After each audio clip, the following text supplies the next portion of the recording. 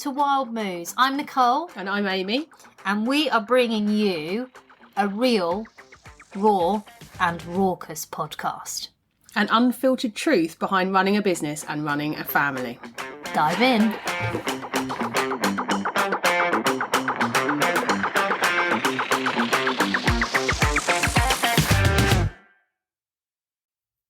Hello, wonderful listeners, and allow me to introduce you to our latest episode with a wonderful guest called Andy Rivers.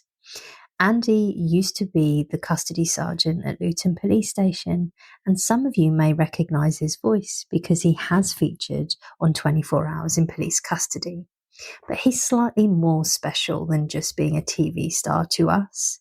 He has a unique approach to the way that he polices, to the way that he communicates with individuals, and how he approaches his life, bearing in mind the life that he's had, what he's come through, and his experiences that he's had along the way.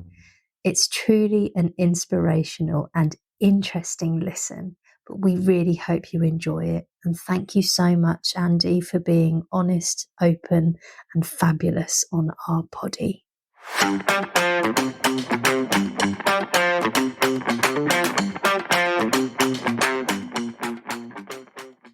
Welcome! Yay! Welcome, Andy Rivers! Good morning. Hello. We have the fabulous Andy Rivers with us today. We've talked about you loads, I think, on this poddy as well, haven't we? Yep. Like proper fangirls. We are fangirls. We are. Love Andy. So this came off the back of you doing your values last week. Yes, I did. Great It was. session. It really was. I haven't actually been in my office since then to type it all up, but it's made me look at things really differently, and it's made me. Yeah, I'd done a post on LinkedIn about it, didn't I? And actually put my top values. And I've had quite a lot of feedback from that as well, of other people like inquiring, what does this mean? I've put it in a blog and sent it out to my customers as well. I saw that, I read it, and it was actually very heartfelt. Really? It shows how transparent you are as well, because you've shared some powerful stuff there about you personally. Yeah. It was a good session. I really want my clients to kind of, and my franchise partners and my team to like, this is who I am, warts and all. I'm not hiding anything. And if they like it, then they'll like the brand type vibe. But I've never done that sort of work before on values or myself. And it was fascinating. I found it absolutely fascinating that the things I thought were going to come up actually didn't. Yeah. And there was some unlocking in there as well, wasn't there? As well. Huh? There was some unlocking in there, which came out of it as well. Yeah, there was. A lot of like what drives me, what motivates me, and bringing mum into the mix as well. Yeah. That was beautiful. That was powerful. It was really powerful because I've always had this like I'm gonna show you kind of attitude, but actually what is my driver is this passion for doing it for my mum as well, which is just lush. So thank you. Great word. We've had Lush. a few good words this morning. I love that. I love the word lush. So thanks, Andy. But is that something you specialise in, or is it something you and Nicole have done? Shall I give you a little bit of praise here about where I've come from and that? So I joined the police, I suppose, an old age at 29 in 1995, and did quite a lot of my career at Luton, which was amazing. Luton's rough though, isn't it? It's not rough. It's just got different demands. I know that you leave Luton alone. You're both Lutonians, but it is rough. There's a lot of diversity in there. There's lots of diversity in different cultures and communities, and also different levels of income, and poverty, and I get that. It's like, but it stabbing's like rough. But it's like an inner London suburb in a way, if you think about it. I guess so. Yeah, it's close, isn't it? Professional football team, motorways, 2 motorways, airport, 2 big train service.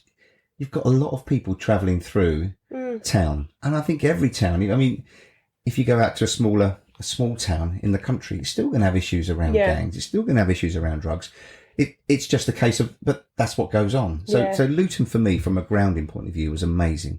And working the majority of my time there, I learnt so much about people and about individuals and how you can get on with people that sometimes don't necessarily want to get on with you. All too often we see people, and for argument's sake, wearing a police uniform, you come with the police banner. Yeah. But we're not. We're all individuals within that uniform, and there are good and bad in all walks of life.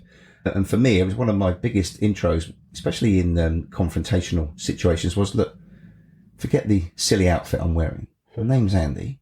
Give me the chance to give you respect, because it's a two-way street here, rather than you seeing me as you've seen every other copper. Yeah. Because if you've had a bad experience with a police officer, that's it. Yeah. All police are the same, and it's like being an individual. There is a bad rep as well, isn't there? There is, but there's good and bad in everybody. I had a life before I joined the police, maybe a life that some people would say was, I describe myself as having a foot in each camp. Okay. Because where I've come from and the exposure I had before I joined the police to a different side of life. What is it? What was your previous life? Well, my previous life, in a nutshell, for a while, I left home at 15. Yeah. Made some friends that perhaps you wouldn't normally make friends with, but what a grounding in life that was, because I saw a different side of life. And at that point there, you realise, who are you to judge anybody? Because you don't know the circumstances, the life they're in. So I got to a stage where I had a choice of either starting to use Class A drugs because of the family that I inherited, if you like, or the family that I got involved in, or I had a choice not to. But I didn't judge them because they were injecting. I felt they gave me something I felt part of. So it was really, really important. I learnt a lot. So moving that into police, I never judge anybody for what they've done. Wow. Because who am I to judge for what's gone on in their lives for them to behave in the way that they have? Because none of us know. And we are all one small step away from living on the street. Yeah. I mean, I've always One said... bad decision. Yeah. But if my wife and I split up and I couldn't see my kids, for me, it would be the end. I couldn't live at home. I wouldn't go anywhere else. I'd probably end up on the street. And I'd be one of these people that becomes a pain to society. But all too often we judge these people that are sleeping rough and begging or whatever but you don't know what's going on in their life to put them in that state. So who are we to judge? But I knew I had good morals and good values, so I knew the difference between right and wrong. So I didn't take any drugs or anything along those lines, but the people that were around me were really, really important. So take that into policing, it gave me a whole new outlook when dealing with people. Wow. Which gave me a skill, and I didn't realise until sort of like probably 8 years ago, that by giving respect, the impact it can have on influencing other people's behaviours. I mean, I'll never forget one job I got sent to. It was, we're going to arrest a person that's ultra violent and hates police. And you've got to send a load of police officers. Well, you send a load of police officers to someone's door, they're going to be anti, they think it's going to go wrong. So I would be the one that would go to the door on my own. I wouldn't have all these coppers with me. And yes, he's anti-police, and he was anti-police, but I'm Andy. Give me a chance to give you the respect that you deserve. Because your involvement with police before probably may not have been a good experience. I'm giving you respect by coming here on my own rather than bringing a load of police officers. You need to be nicked. Within a very short period of time, there's that trust, there's that relationship, and people come out. Really? And it's the case of treating people, give respect. It doesn't stop you taking it away. But what is wrong with respecting each other and giving it away? Because the power that comes with that, treating people like human beings rather than actually having a stigma attached to them that, oh, they're burglars, they're robbers, they're drug, whatever it might be, they're still human beings, they're still individuals. And that's something that I've taken through all of my career. And then I say, work in Luton. First, you get a tutor constable. I'm going to relive something now. Yeah. You get a tutor constable, and I'm in uniform. I'm in the car. It's late at night, and we're in Bury Park, part of Luton, in Bury Park. And we're driving through, and I've got my tutor constable or the tutor person that's looking after me, and I'm in the passenger seat. So is that the person that kind of signs you off? Yes, you have a number of weeks where they have to watch and make sure that you give out a ticket and all. I mean, the first ticket I give, I don't think I could write because my hands were shaking so much. And we're driving through Bury Park, the main part of Bury Park, and my tutor turns around and goes, that person there, and uses his name, he's a big drug dealer. We don't stop and talk to him unless there's a few of us. Well, I've only got 3 weeks out of training school. And I went, well, let's stop him then. Challenge accepted. Right? Well, we can't. I said, let's stop him. In a beautiful VW Sirocco. So we're still going back to 96, 97. We had a VW Sirocco from memory. And he goes, so he pulls it over and he says, shall I get out? I said, no, I'm getting out. Now, I'm 29 years old, so I'm not a young kid, but I walked up to him. And, of course, there's a little bit of non-verbal communication attitude as he undoes his window. Now, my whole engagement was, hi, I'm Andy. and I'm new to the police force. I've only just started. I've been told that potentially at some point our paths might cross. And if you do, at least you'll know that I'll treat you with dignity and respect, and I'll speak to you as a human being. But apart from that, pleased to meet you. Shook his hand. Got back in the car. End of. Do you think this has come from your background before police, though? Yes, it has to. Yeah, because but you've been around people like this for years before, like him. Like him. So you're not intimidated by him because you know how they are and how they are work. Normal people. Yeah. It's the same as the Chief Constable of Bedfordshire. Yeah. Some people struggle to go up and speak to them, right? And I'll say them because we've had a lady and we've had a man, right? They struggle. They are human beings. Yeah. They deserve respect for the rank that they've achieved. That doesn't change them. Everything that we do, they still do. Yeah. Yeah. They shit and eat. Exactly. All of that stuff. They're no different. They deserve the respect for where they've got to. Yeah. But actually, engagement is weird, isn't it? It is. Well, this people bloke see that hierarchy and the power, and this bloke from Bury Park. I don't know whether it was 6 months later, or a year later. So Marsh Farm is another area of Luton, yes. right? We all know It's a bad name, and once again, if you think about it, as populated as it might be, and people in the flats and everything else, most people there are good people. They've just had different strands of different lives, but they are happy. My auntie and uncle lived in Marsh Farm. They're but perfectly it's just wonderful. A small number of people wherever you go which cause the issues.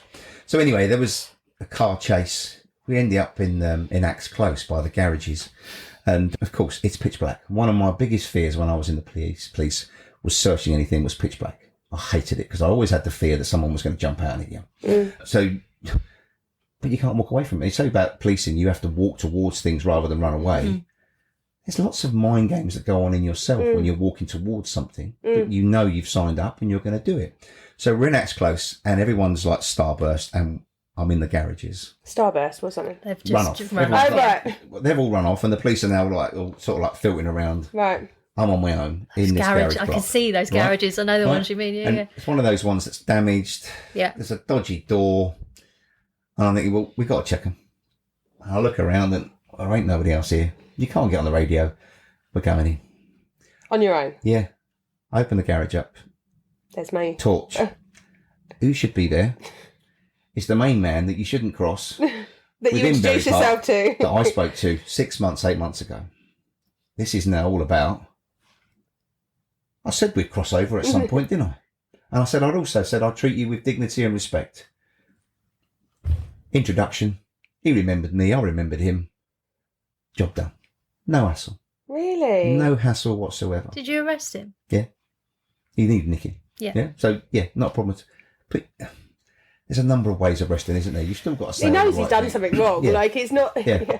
So, but yeah, he was nicked, but there was no issues. Do you know what I find? I'm obviously quite privileged because I know you very, very well. But what I find fascinating about the way that you work, you are a trained terrorist hostage crisis negotiator. When we talk about terrorism, I had an input around the terrorist side of things. Never did it. Yeah. I've never had any practice whatsoever. But yeah, trained, yes, to a certain level.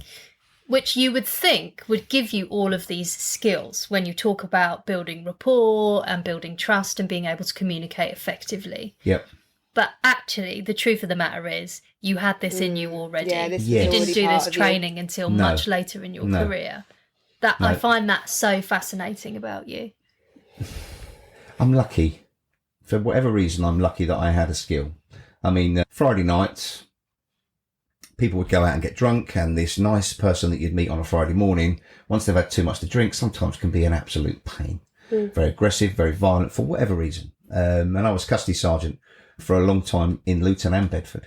Well, have you not been on the telly by any chance, have you? Only a couple of times. 24 hours in police custody. First series. I really want to watch it. You've got it on DVD, haven't you? I've got them on DVD. They sent them all to us. So was this the first series, but I think I was on about 6 or 8 of them. Yeah. It was quite a few. At 17 minutes and 14 seconds. I loved it. And you don't know, people think, oh, it's all staged.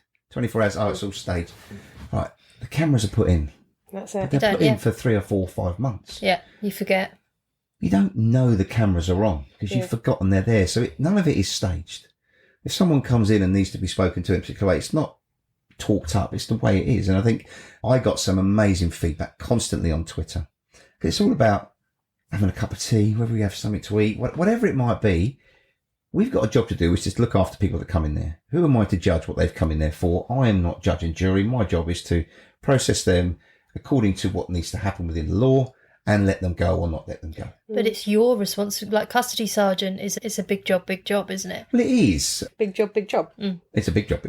But you, for 12 hours you're there, people need to be safe. They need to be well. They need to be looked after. They need to be treated with dignity and respect. And that's the way it is. But I'll say on the Friday night, and you talk about the skills I had before I got trained in this amazing service that the police do. There'd be a fighter. Yeah, cool. And pissed out. And they'd leave him in the van. And they'd come into custody. No. Yeah. They'd turn up in the van, spitting and fighting or whatever else it was. You'd have 6 coppers walk in and go, Andy, we've got a fighter. Yeah, right, lads, I'll come sort it out. And within about 3 or 4 minutes, this person is no longer fighting. I've got no other police officers around me. Bring him in. We'll have a cup of tea and book you in. It's done. Just by way of actually the approach that you have with people. And it's a calm energy, right? Like how do you do it? It's the respect. It's just respect, but there's energy as well. How do you do it? Let me when I first started the business, which was 2015, 2016 roughly, someone knew that I had a skill, but we couldn't train this skill until I identified it. And I could not identify it. I do what I do, as we always do. We take for granted what we do. Well, I just do what I do. Well, until you find out what you do, we can't. And I'll share this story because it was probably around about 10:30 at night, 11 o'clock at night. I was with a business partner and we're talking through a leadership course and my phone rings and it's a number I don't recognise at 11 o'clock at night. So I pick it up. Who the bloody hell's ringing me at 11 o'clock at night? So I pick the phone up. Hello, Andy speaking. Hello, Andy. It's Andrew. Yeah, Andrew who? It's His Grace, the Duke of Bedford. Oh. Boom, switch on. Your Grace, so sorry. How can I help? Well, it's 11 o'clock at night. I was the community sergeant for Woburn at that time, hence the connection. Right, okay. If you don't get the Chief Constable to call me within the next 5 minutes, then I'm going to get the Prime Minister to call your Chief Constable. That was the message I got. So, of course, I come off the phone. I phone the control room. Rivsy, always a little bit of a joker. I phone the control room. And they're gone, Rivsy, for Christ's sake, calm down, will you? I said, look, hand on heart, this is not a joke. This is what's just happened to me at 11 o'clock at night, and you need to call this person now. Mm-hmm. So that was the end of it. I got off the phone, and the business partner went, and that's what you do. What did you do? And I'll answer your question now. Understanding who you're dealing with, the communication is not just one style. Your communication and interaction, and that's everything. That's that non-verbal communication, the pauses, the way you speak has to be in line, in harmony with that other person. So His Grace got a different response to how somebody might do in a van at 3 o'clock in the morning that's drunk. Now they might need a few F's, but it can still come from, if you like,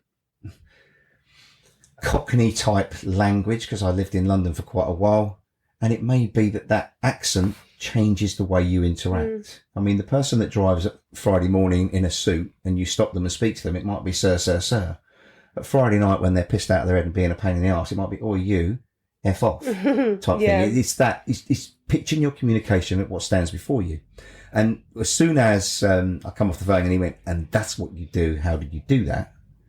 I just gave him the respect that somebody like him deserves when you communicate. And from that point then, it was an understanding of what I did naturally. Now we can actually go and train it. So, and that's where it came from. Why did you get that phone call though? Why? Like, I tender hooks here. Why did you get that phone call at 11? And did you get hold of? Yeah, I can't explain what happened. But yes, he was phoned, and then I got a thanks, Andy, for sorting that out. Why did he ring you? Well, this is the connection we had. I'm the community sergeant for Woburn. I have a relationship. But it was all okay. Yeah. Okay. Yeah. In the end. In the end. Perhaps I'll tell you afterwards if you wanted to know. Because it is a good story. Yeah, I bet. It is a good story. So, but yeah. Wowzers. So you were in the police for how long?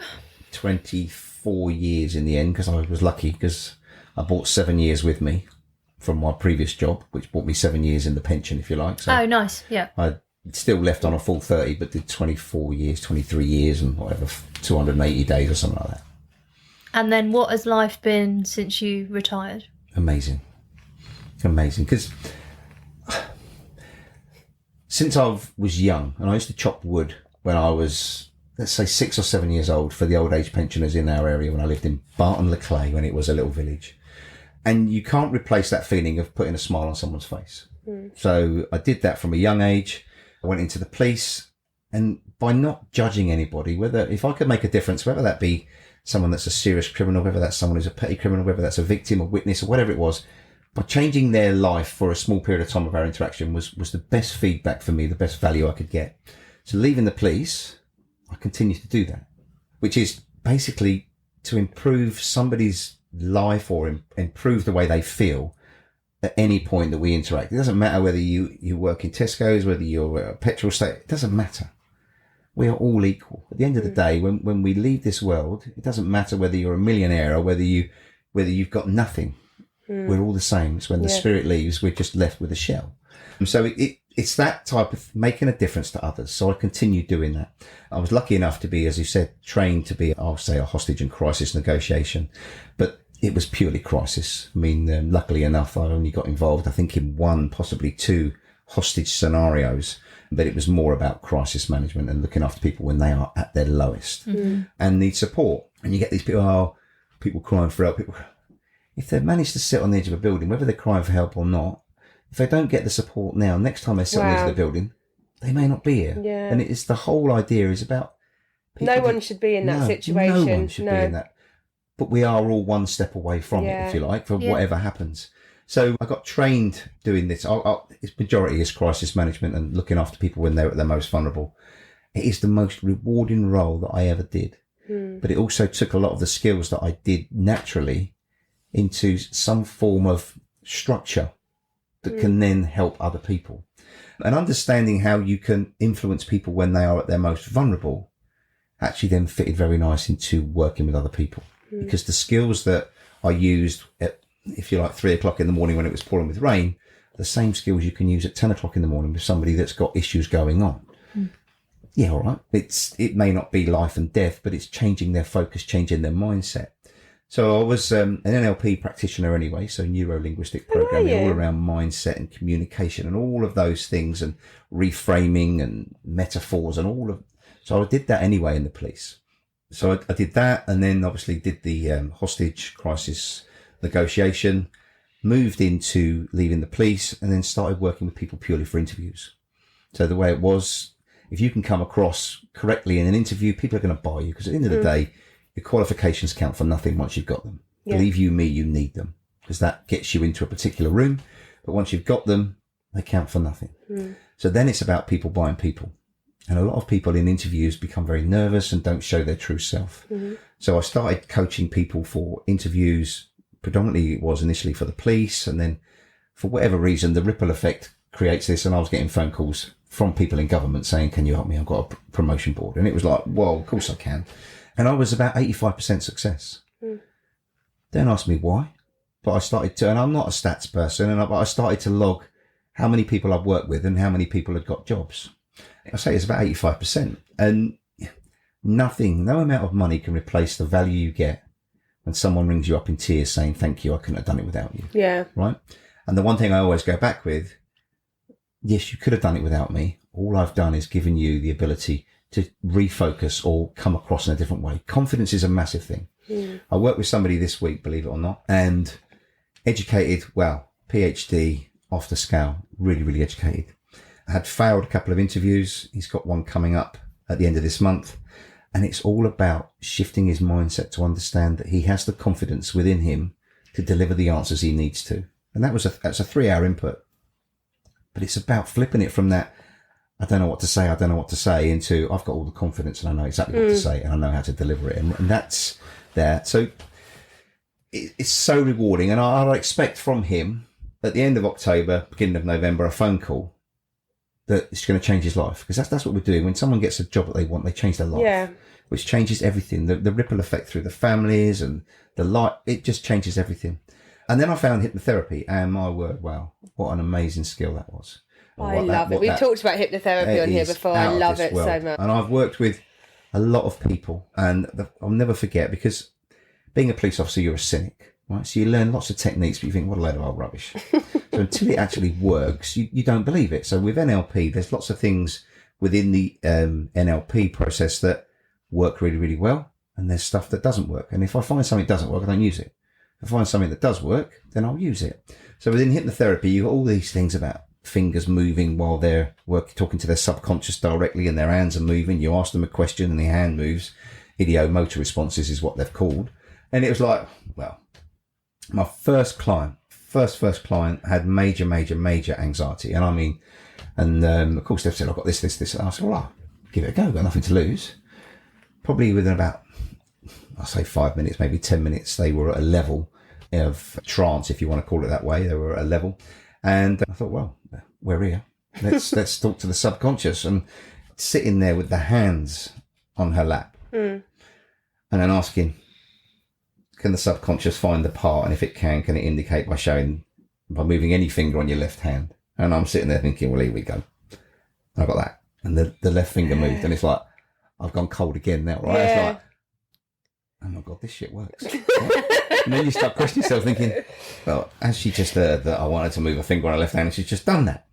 So of course you deal with that hand, because and then you go on to the right, and can the subconscious find a new healthy way of replacing the old ways in every ways? And if it can you indicate by moving any finger on the right hand? And then you get this, and it's like, oh. So all of a sudden I'm sold. I'm absolutely, and if it was a 45-minute session, this woman came out of this session and I've changed her life in 45 minutes. I mean, changed her life.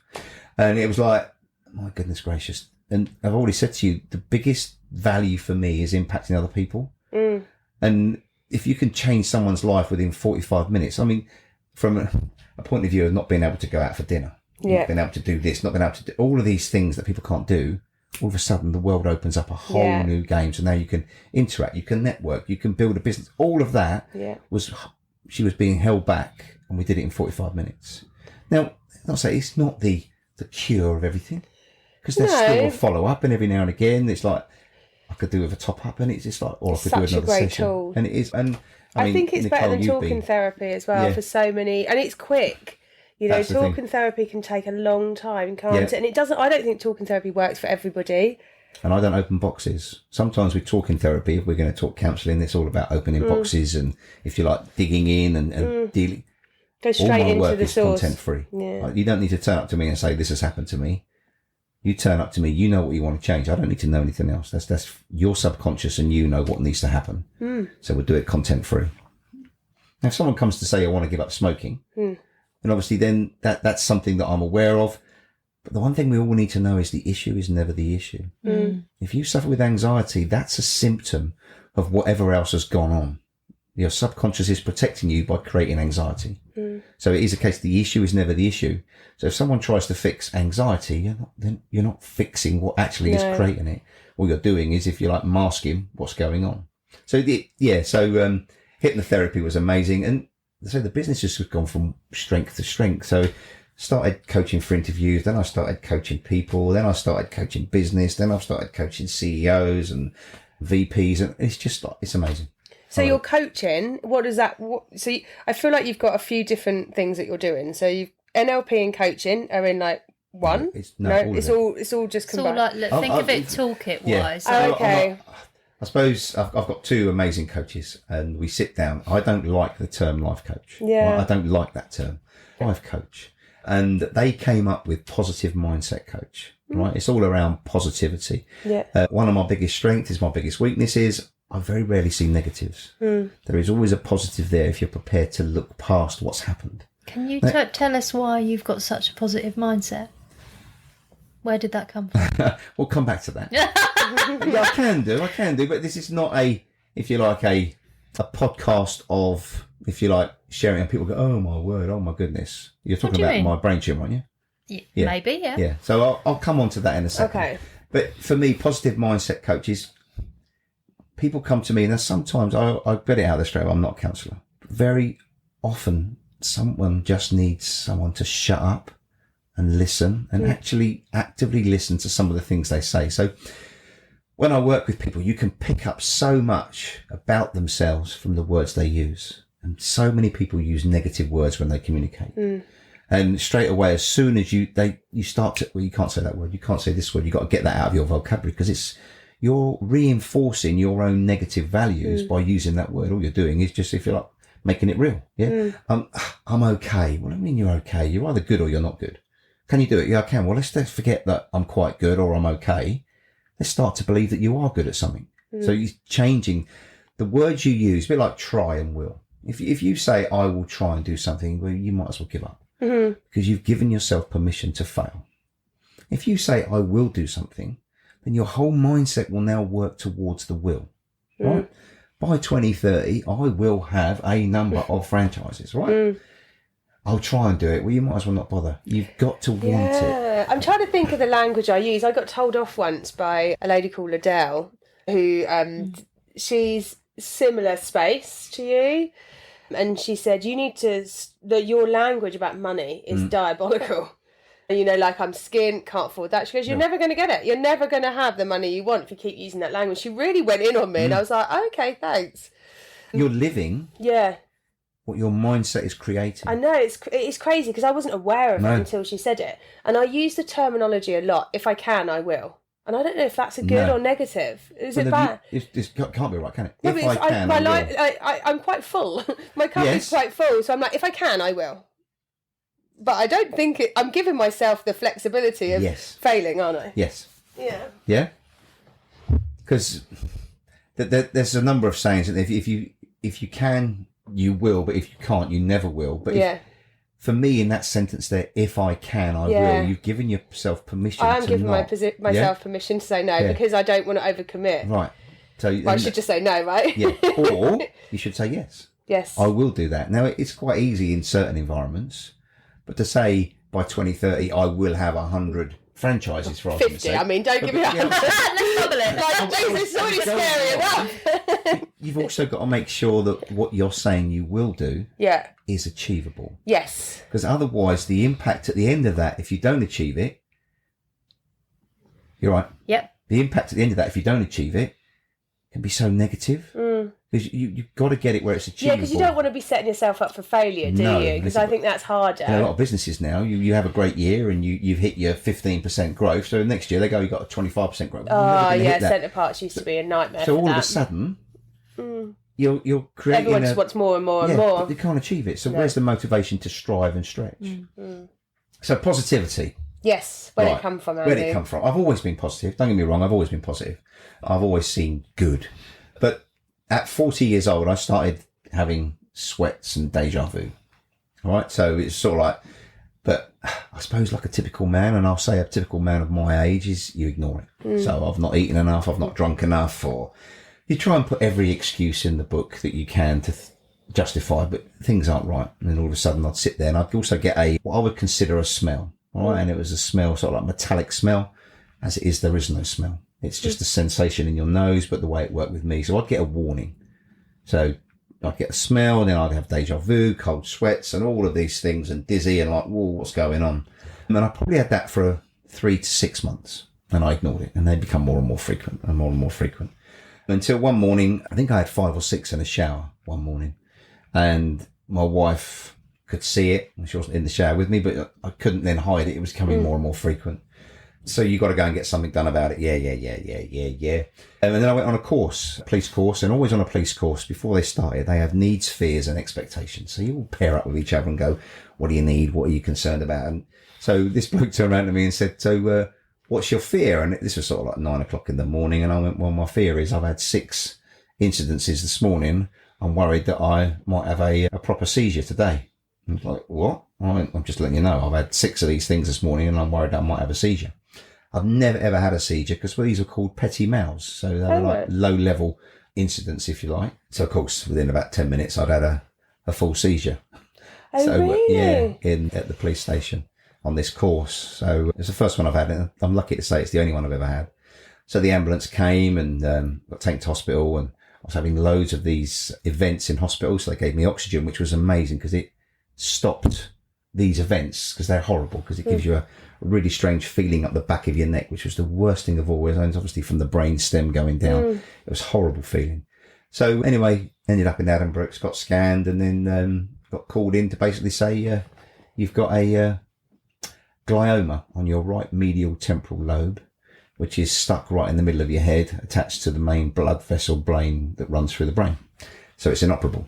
All right, okay, so one thing led to another, and basically went and saw the consultant, and of course I've done a load of research, and prognosis was 5 to 7. You've got 5 to 7 years to live, and I'm 40 years old, and it's like, so then you start working out about your kids, how am I going to impact them, my wife, and everything. So it was pretty tough. How old were the boys at the time? Let's go back then, 18 years ago. So James would have been 6 or 7. Tom would have been probably 2 or 3. So with that in mind, if you work it out, 5, 7 years, 11 plus for James, Tom coming out, it was also like me passing is going to ruin their lives, because it's important times. Yeah. And there's never a good time to die, really, is there? But no. It was, from my mindset, it was like, well, James is going to be going through his 11 plus, and there's this and that, and then Catherine, and all of the rubbish that went with it. And never forget, and I'll say this on here, is one of the things, people would come up to you and go, this is going on in my life, but it's nowhere near as bad as what you've got. Right? What I'll tell you now is, whether I've got 5 years to live, 7 years to live, or whatever, I've got what I've got, and I will deal with it. And the analogy I give is, if you're a ballerina and you're about to perform on the biggest stage of your career and you break your toe, the impact that may have on you mentally might actually be more of an impact than it is that I've only got 5 years to live. Never judge what somebody else has got compared to what you've got as they are more serious or not, because it's how it impacts you. Right. It's not what you've got. And that's the thing for me. Oh, you're so much worse than... No, I'm not. If something's happened to you that's caused this much of an impact to you, you could be in a worse state than me. It's not a case of, there's a level of, oh, you're dying. It's not. It's the impact it has mentally on other people. So for about 3 months, I was down, which is unusual. I was not in a good place for 3 months. And the best bit of advice I got was from a doctor at Bedford Hospital, Dr. Manford. And it's funny how you remember certain things, and I can see myself back in his consulting room now, and my wife sitting next to me. And we're talking about, well, Andy, he said, you might only have 2 years. He said, you got a brain tumour, right? And there's no medication, no treatment? Well, there is for my epilepsy. Right, okay. But not for the tumour. They couldn't cut it out because it was too much attached to that main blood vessel, right. And like 0.5 of a millimetre out is going to kill you. So they wouldn't attempt it. So, but he said, Andy, he said, I've got people walking around with the same tumour of you that are 20 years. He said, we don't know. He said, you might only have 12 months, you might have 25 years. He said, but what you could happen is you could go out of here. Get hit by a bus. Well, that was at the end of it, yeah? Because none of us know where we fit on this scale of living and dying. But he said, you could go out of here and have the worst 12 months of your life by being depressed and down and waiting to die. He said, the worst thing of all, though, he said, you could go out with that mindset and have the worst 20 years of your life if you live long.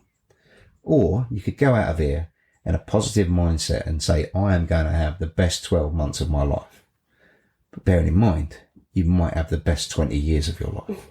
What a great guy. And then he turned around and went, he said, but never forget. He said, you walk out of this hospital, you go down and push the button that says, beep, beep, beep, green man, you can cross. And a bus runs you over. It doesn't matter how long you've got. He said, because none of us know where we are. And the other thing they said was, technology is advancing so quickly. If you'd have come to us 5 years ago, 10 years ago, having these symptoms, we'd have said, well, you've got epilepsy. We don't know why. There's some medication and go away. It's only because now we can do these MRIs that cut your brain down. We can see your tumour. But apart from that, we would never ever know before. So, and then you would die in 12 months, you'd die in 5 years. It would just be one of those things we wouldn't know. So yeah, I'm on a high dose of lamotrigine that I take twice a day. The medical teams want to reduce it. And I've said, well, if it's working, why fix it? There's no need to reduce it. Let's just leave it. I can put up with the side effects. Let's just leave it. So again, I wholeheartedly believe I'm the luckiest man alive, because there's people around me that I've been to visit that have tumours. Because if you're like, I'm a positive case, just because you're told that you're not going to live very long, hang on a second, they get it wrong, because I'm still here 18 years later. Thank goodness. So I'm a positive case for people to see, but just, I'm here for a reason. And I'm a great believer in that. I'm here now for a reason, which is to make a difference to as many people as I can do for as long as I can do. So I honestly believe the energy that I give off is lots of positivity. I walk in a room and I'm told that I create an environment where people feel so positive and happy, I am a little bit of an idiot. You're really good fun. I and also enjoy you life. are very comfortable to be around very quickly. Thanks. I feel very safe and comfortable with you. You should never feel like that. And then I found Reiki. Well, that was something else. Yeah. I coach a lady in America online. Obviously, I don't get lucky enough to fly out every month. I coach a lady in America, an amazing woman. And Reiki can be very spiritual or an energy. And she said to me on it, there's something about you, and I think you've got a skill. No, I went, well, thanks very much. She said, how do you feel about having a trade-off? And I get you to be a Reiki practitioner. And I thought, once again, I'm a cynic. Let's not forget here, right? This is something that goes against. And I went, well, yeah, because at the end of the day, you talk about, well, you do this. Now, what I've got is I'm a positive mindset coach and I can help people achieve what they want to achieve. But as you've said, I've got a toolkit. Yeah, Reiki is now another And now part of Reiki your sits on my belt, because when in the police, you talk about a toolkit. You've got communication, you've got a stick, you've got gas, you've got pens and papers. You have a toolkit I have a toolkit now. So no matter who I interact with, depending on how they are, because this is all about them, this is not about me, what's the best way that they will respond? And now if that is Reiki to get them grounded and centered and everything else to work with their chakras, then we'll do Reiki. Right? Some people, we talk about Reiki and go, oh, you're having a laugh. I've had really bad and really good experiences with Reiki. So again, but certain people are very much energy and spiritually based, and Reiki is a lovely thing. But some people go, what a load of old rubbish. Right? Which is down to individual choice. Well, okay, then how do you feel about hypnotherapy? That don't work. No one can hypnotise me. Right? Everyone can be hypnotised if you want to, but it's a case of, ain't for me. Okay? So then we'll do some NLP to do some mindset shift, or it may just be a different angle to come at, because a lot of companies that I work with, or the C-suite, if you like, or their senior leadership team, they have a way of fixing something, but the way they fix it is in their vein. This is what we need to do. This is what we need to do. Well, that can upset the employees. So they've come up with a strategy about, well, okay, we're going to do this. Okay, you're going to do that. That's great. How about we look at it coming from this side of things? So we take an extra 5-10 minutes to deliver the same message, but the message that's delivered is that the individual is still even more motivated to continue to do what they do, rather than feeling demotivated because you've just told them they can't have something that they want. And it is that different mindset of coming at problems, issues at a different angle that still leaves people motivated, because none of us like bad news, but you can deliver bad news in such a positive way that actually has a great impact. Wowzers. Have you had Reiki before? Yes, Nick? I have. Loved it. Not with you. Not with me. No. Really loved it. Have you had Transformative. Reiki yourself? I had an attunement, they call it. Oh. Right? Where it gives you the ability to flush out of your body all the negative energy. Oh, fucking bring it on. Right? Now, I had this online. What? She did the I'm attunement sorry, online. but why have you not done this to me? Online? How can you have Reiki online? I've had, It's Reiki is all about energy. I thought it was somebody else's energy, like the Reiki You can send practitioner. it by using all I'm exactly. a bit sceptical on that, all the Andy. old traditional. You have energy after I had hope. I remember you did that. Right. But you've got to be in the right frame. You've got to be using the very old traditional symbols, because this is an old style of Reiki. So you have to cleanse the room using certain symbols, and Smudging. Right. Well, you can call it smudging, but there is using certain symbols, and It's a then good word. for argument's sake, just having someone's name written down in front of me, in front of my computer. Yeah. Using Reiki, you can send that individual energy. Oh, I'm healing, a little bit of a skeptic on that. Well, I don't get me believe wrong. in like I said, I've had bad and good, but I totally believe in energy to energy, and that a Reiki practitioner can shift negative energy and can feel it, because I've experienced that when I was a therapist. I used to do lots of facials and scalp massage, and I used to really feel what people were feeling and what they were going through, and I loved it, but it was also really draining. So radio, DAB. Yeah. Turn it on now. How's it get? I don't actually know. Digital. I don't know how radio works. The signal is sent out. Yeah. Someone receives it, and you get to hear it. You can't see those waves. Can't see those waves, right? Okay. Reiki, you can send out, and the other person can feel it and receive it, right? Now, I don't know how this stuff works. All I'll tell you is a lady in America did an attunement on me, right, which is to remove all of the negativity within my body to get rid of it, right? And she said, the chances are you're going to be ill. Right? Oh, fuck, I remember. Yes, Right. remember this. The chances are you're going to be ill, and I am a skeptic. Yeah, okay. Like, how can you send me something from America to me in UK to go, yeah, we'll get rid of some of your negative energy. Yeah, all right. Well, I'll tell you now, and if I may be as coarse as I can be on here. Yeah. I don't like swearing, so I won't swear. Oh, fuck off. In this environment. I must have spent the next 3 hours on the toilet. Shitting your guts out. Thank you for saying it that way. You're welcome. Yeah, literally.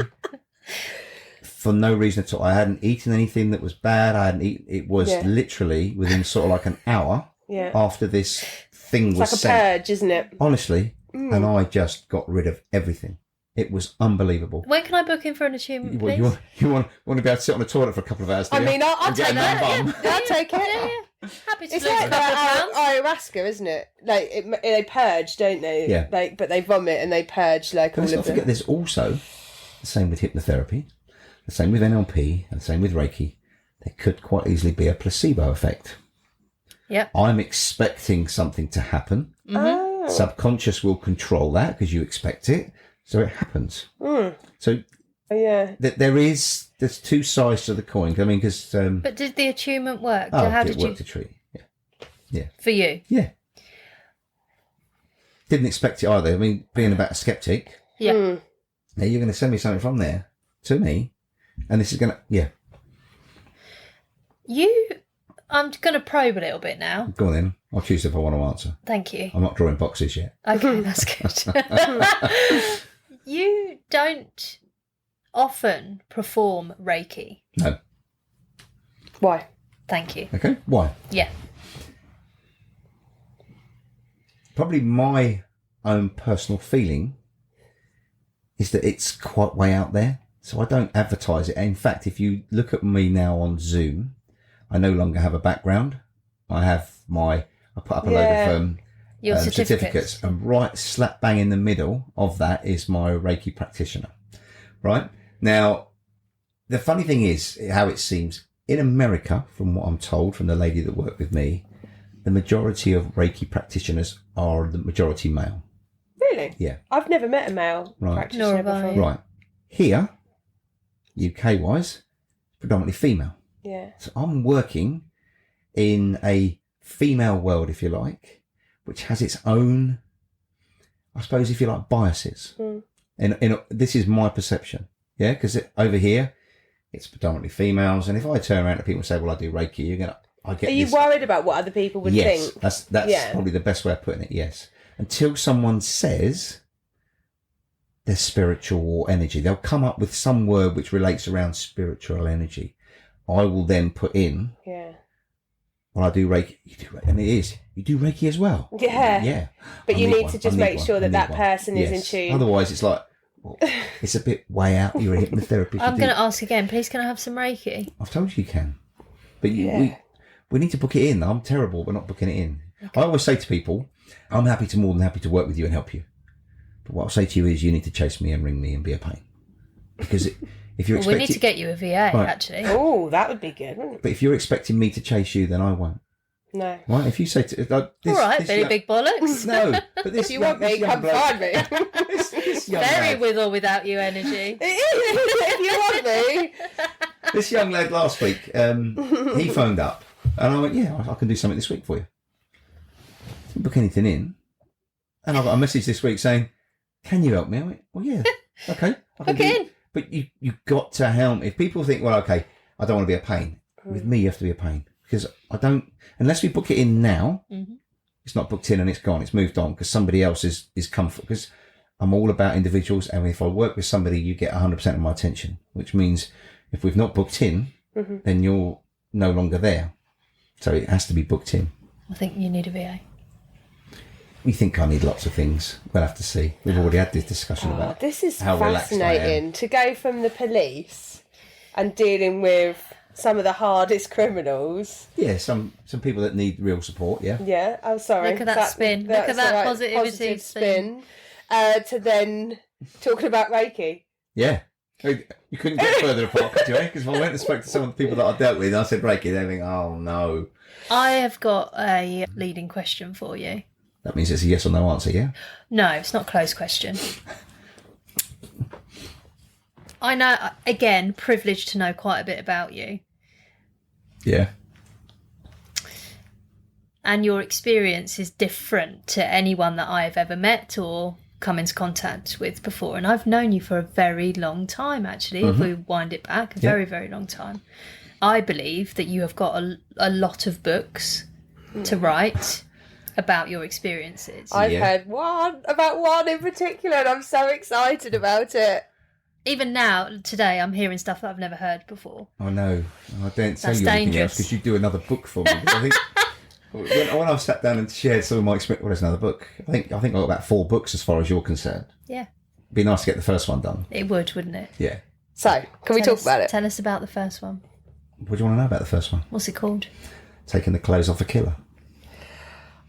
You've got a massive breath in there. So good. Because when I first heard about this story, I was trying to tell Martin about it, and I was like, I'm so excited, I want to see it on Netflix. I really want to see it. But this fascinates me about you, and I really want you to do it because selfishly, I want to hear the story and I want to read about it. But it is a business book, right? Yeah. So can you give us the cliff notes of the story? Right. So I'll tell you where it came from first. Yes. So I left the police, as I said, in 2018.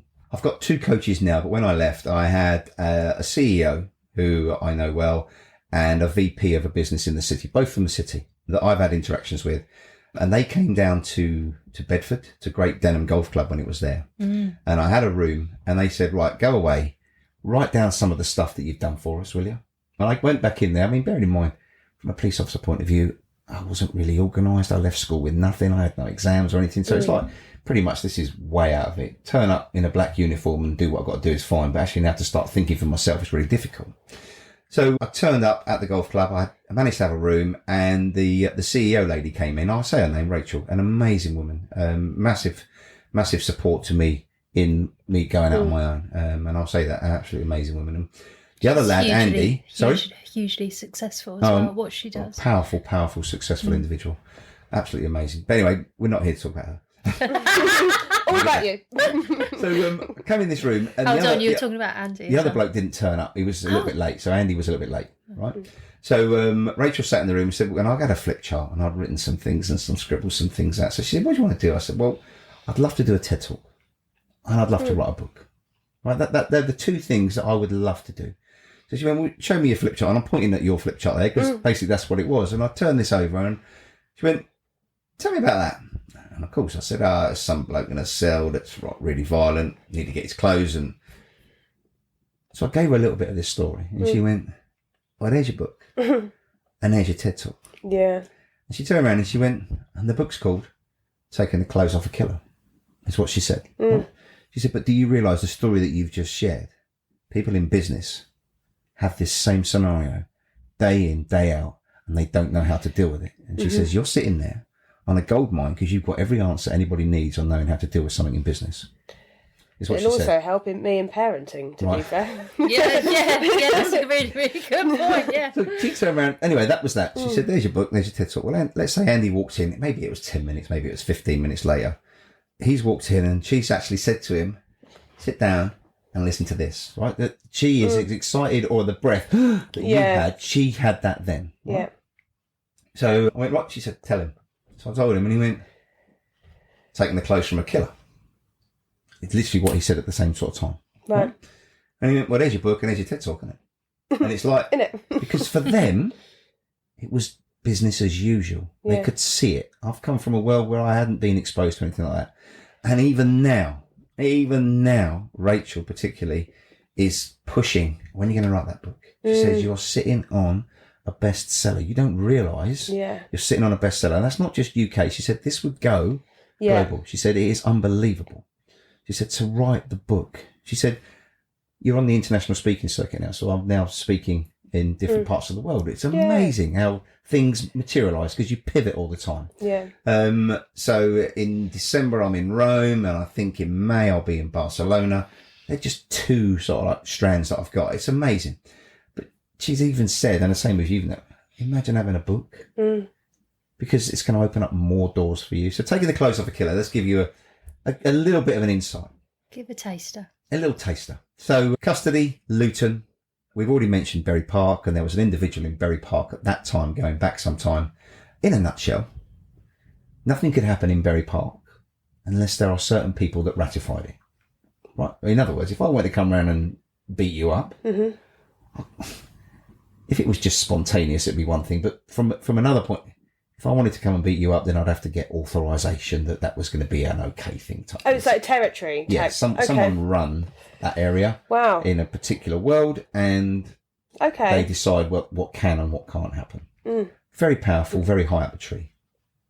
And didn't get in trouble with the police very much because of how far removed they were. Right. And on this one occasion, this person got arrested for a serious offence and came into custody. Now, I don't know, 5'8", 5'10", probably 20 stone, 12% body fat type thing. Right, a big unit. I'm just going to put in there, built like a brick shit house, is what you mean, yeah? Yeah, he was a big That's man. What, yeah.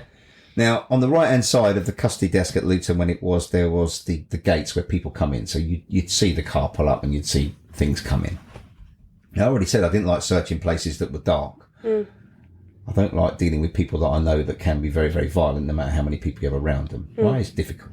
So I'm going straight into Rivsy mode, which is I need to build a relationship. I need to do this. I need to do that because I need to get this person booked in and put them in a cell where everything is safe. So anyway, he's come in and I can feel myself that I'm on edge, right? Because you never know from 1 minute to the next, 1 second to the next. Whether but you all know of this person as well. Yeah, very well known. Yeah. So booking them in front of me, and you've got to go. It's a 20-minute process.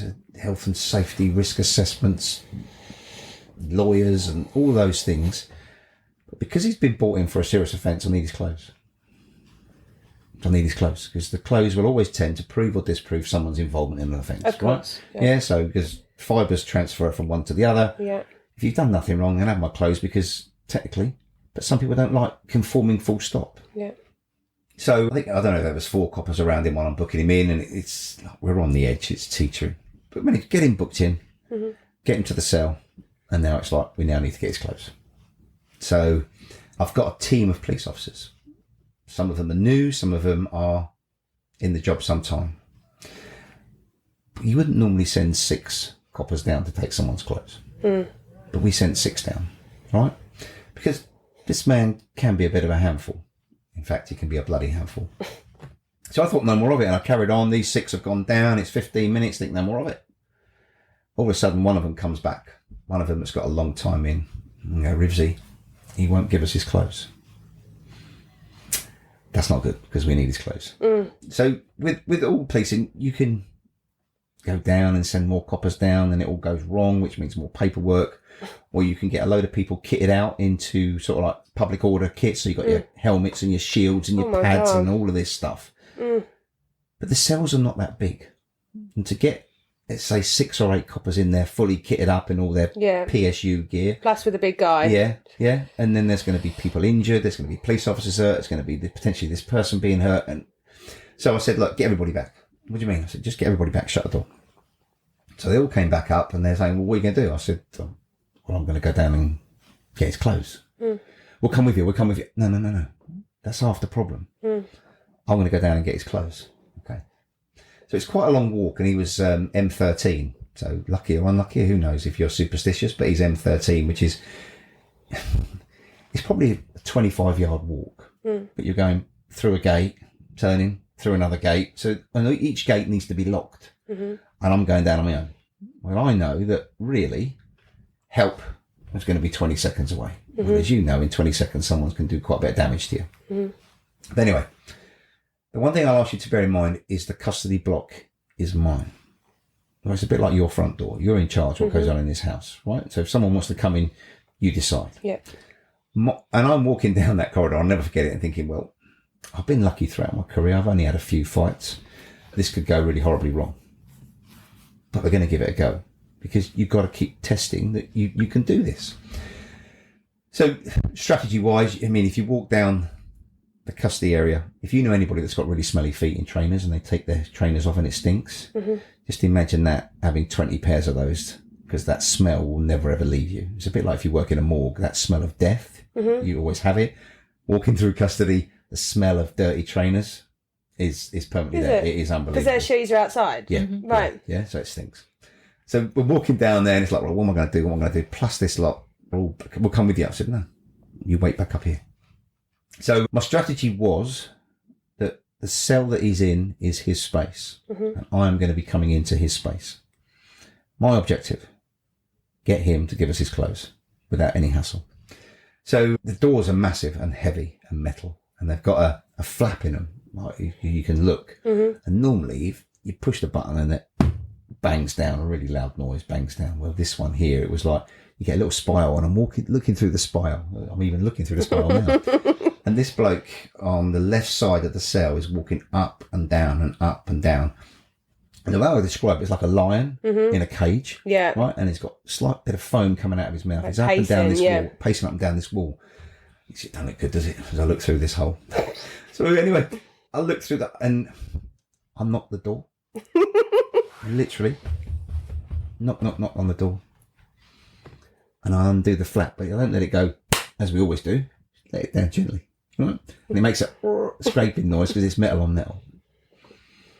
So I speak to him, but you can't speak to him because he's like zoned out. He's up and down this wall. I mean, he's probably done about 10 laps while I've even been watching. It's only a short cell. And I went, can I open the door? And of course you get a load of expletives back because, So I've introduced myself and the custody sergeant, look, I booked you in, blah, blah, blah. Up and down the wall, foam out of his mouth, I'm not happy. Can I open the door? I mean, the one thing I always say is, let's not get away from the point, this is my area. Like normally it'd be open the door and we go, sort it out. It's your area, in so many words. Do what you got to do. Now, there's always a brass strip in the floor. It's a really nice thin brass strip, which is like a threshold. So I open the door and the door opens inwards to the right. So he's on the left, the door opens inwards to the right. There's one of these doors that can fold right back.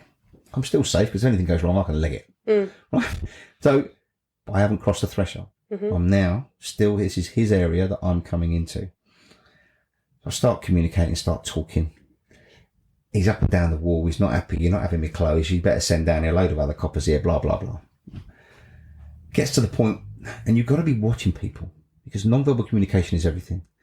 He starts to slow down. He's still walking up and down, but the speed of walk is reducing. That to me is a sign that actually we're getting somewhere. It's not saying it's stopped, but we're getting somewhere. So, can I step in? I've still not crossed the threshold. It's your area, do what you like. So I step in, still got the door behind me, everything's safe. And then I start talking about the respect that I have for him. Whether we like it, whether we don't, he's an influential individual.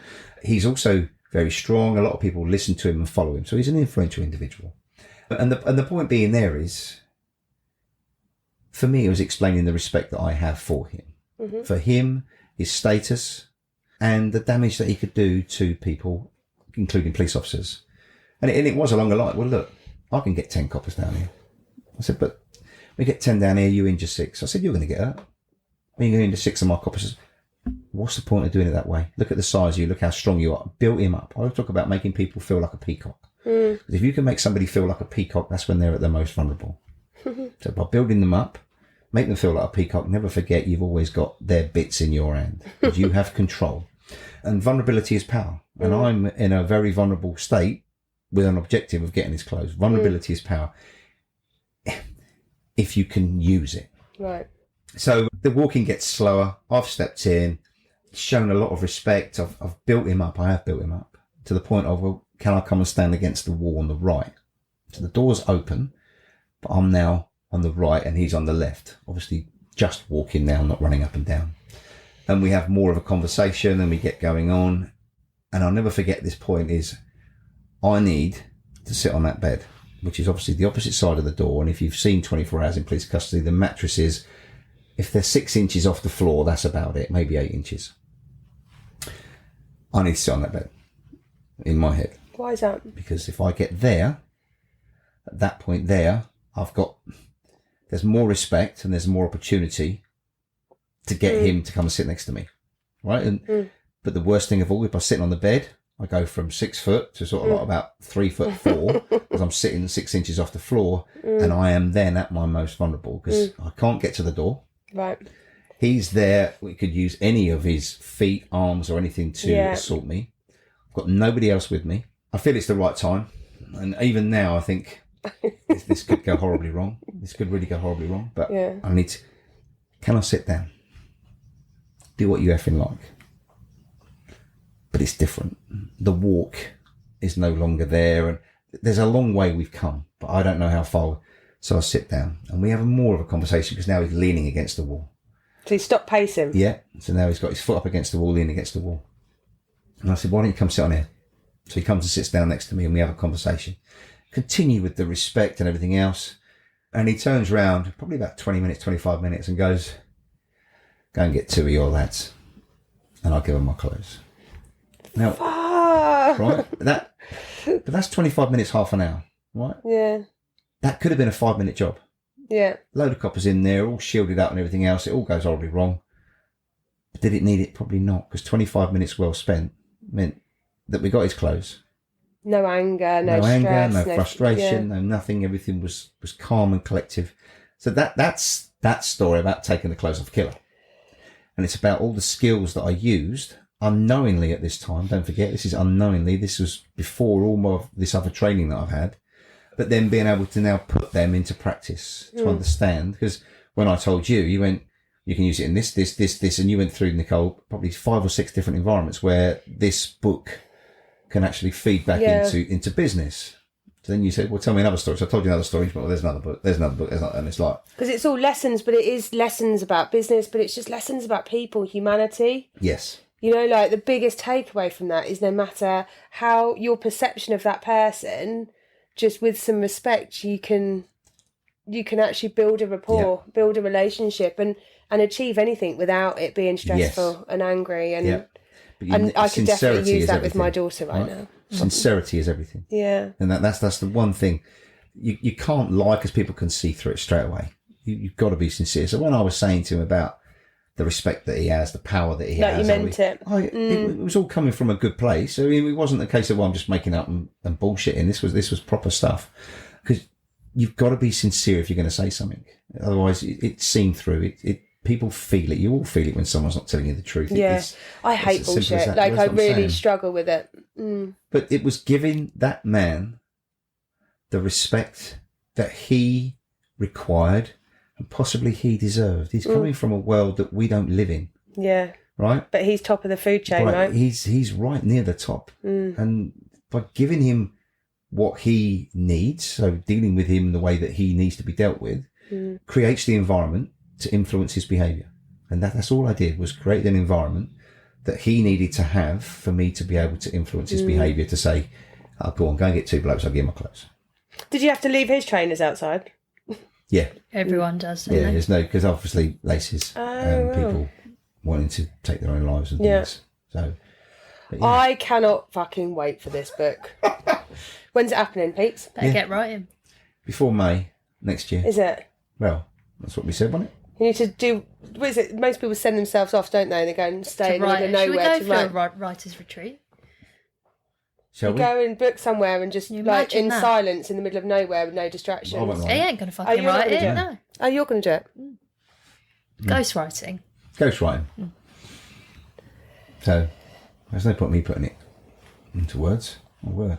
No, but you're the I storyteller. put it into words here now. This is where you would record all of it on audio, wouldn't you? And then transcribe and then work from there. Oh my God, I'm so excited about this. It's good, isn't it? Wait till you hear about hiding behind the hedge. Yeah. Next book. Yeah, is it? Yeah, hiding behind the hedge. That is so cool. Well, you obviously need to write one on positive mindset as well. Yes. Yeah. It is fascinating how you can flip. I remember before I was doing a speaking gig at Professional Beauty, my friend Tracy sent me a message and said, just remember, was it Tracy or you? Tracy sent me an audio, like a hypnotherapy audio, wasn't it? But somebody said to me, just remember, fear is the same feeling as excitement. Tracy. Yeah. It's the same emotion as excitement. So if you're feeling nerves are the same feelings as excitement. So if you just change that thought from I'm nervous, I'm scared, to I'm actually really excited, you'll get a completely different outcome. That's for me. That's easier said than done, though. It is, but it worked for me. Yeah, because I just carried on saying to myself, "You're not nervous." I was talking to myself like, "You're not nervous. You're not worried. You're just excited. You're really excited about what's going to come." And then she gave me this audio to listen to, like a hypnotherapy, which really helped. And I remember standing on that stage going, "No, I'm really excited," and believing it as well. I wasn't just faking myself, forcing it. NLP. I mean, if you watch TED Talks, they've all got like a red carpet they stand on. Right. So with NLP, you can create a fictitious red carpet. And working with you, think of a time when you were very confident, think of a time when you're really relaxed, think of a time when you're really energetic, and we can anchor all of those sensations when you get to a peak level, and you anchor them all. And you can fire your anchors, if you like, when you step in a circle.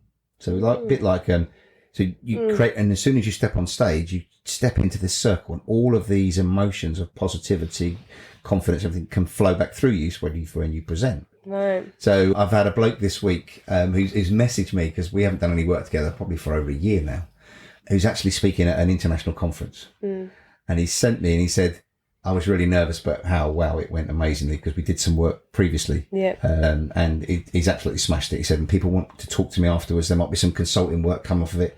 So it's absolutely superb. And because you can fire your anchors at any point, depending on where they're, if you like, installed. Oh, Andy Rivers, you have been an absolute dreamboat. I love you. Thank you very much. I'd like to say thank you for both of you, because we've discussed this since you started your thing about me coming on. Yeah. And when you asked me, I thought, I'd love to. I'd love to come on. Yeah. It's a pleasure to have you. Really enjoyed it. So thank you very much. How can anyone find you if they want to work with you? AndyRivers.com. Oh, that's nice and easy, isn't it? But to be fair, when we set the business up, and I say with Nicole, because you work a lot with me, Nicole, we thought about all of these. so good. But we looked at all of these different names and everything. And then the one question you asked me is, when people come to you, what do they buy? And I went, well, they buy my services. So they said, so why don't you just be Andy Rivers? I think it's more that you've got Andy Rivers. Yeah. That's his name. It's quirky. What else would you do? I love it. .com. Like, it's the easiest thing to remember. Yeah. So, and that's where I am. So we're going to be booking in some Reiki, I feel, aren't we? 100%. bring the sage around and the crystals then. Yeah. Get smudging. Thanks, Andy. Thank you. No, thank you very much. Thanks for listening. Don't forget to give us a cheeky follow, wild_moos. And if you've got anything that you want to hear from us, or if you've got any questions, please just ping us a DM. We'd love to hear from you. And please subscribe. Bye.